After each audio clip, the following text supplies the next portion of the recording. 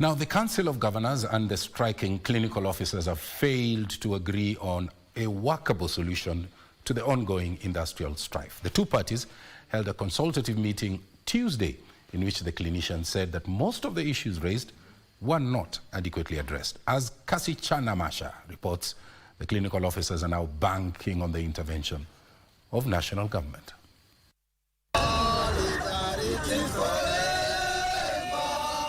Today marks the 45th day since the onset of the clinical officers' industrial action.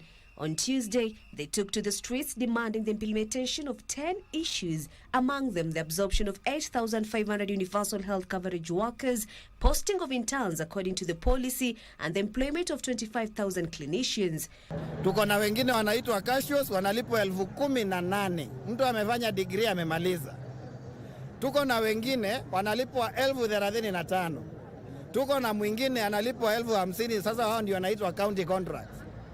Alafu yule ambaye ako kwa kandarasi ya kudumu analipwa 1,115.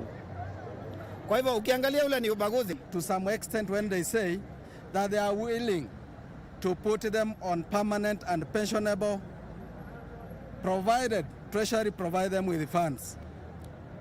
But our ask is they need actually to provide a cost analysis and made that request to the Treasury for us to buy into that submission. A meeting called to address the issues failed to arrive to a workable conclusion. It's the national agenda because again, the cake is usually from the top towards the bottom. So we should also be cognizant of that fact because I know most of the issues we're discussing could be having monetary implications. But of course there are plenty of them that are just goodwill. We don't need to have monetary implications. We can actually be able to resolve them even today. There is nothing that is agreed upon because we have a process. We have to go back to our advisory council. Our advisory council has to consider, and then they will be the ones to actually send us to come and either agree or reject the proposals that have been put on the table.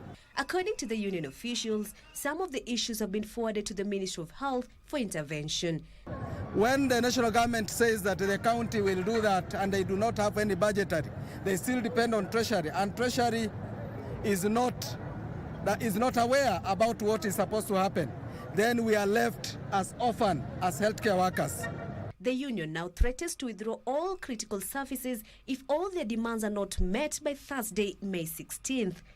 Kasichana Masha, Prime Edition.